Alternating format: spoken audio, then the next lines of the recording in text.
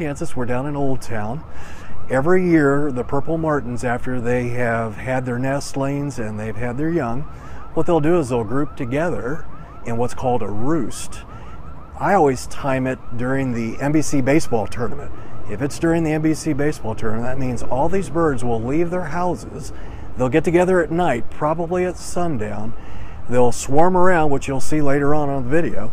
And then all of a sudden, these trees that you see above me, they're going to swarm into these trees and they'll spend the night. It's called a roost.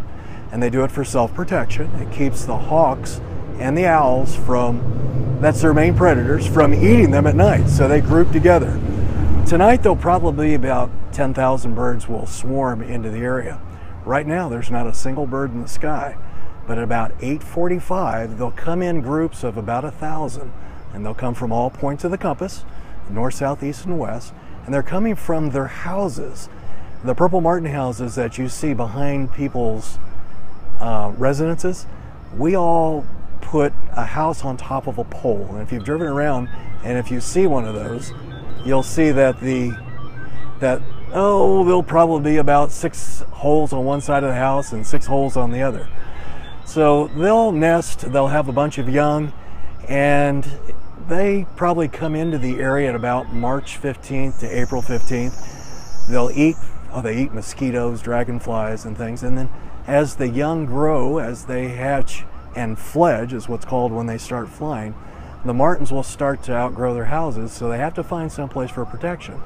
So just before they migrate, and they migrate to Brazil, they'll leave here at about August 15th, sometime around that.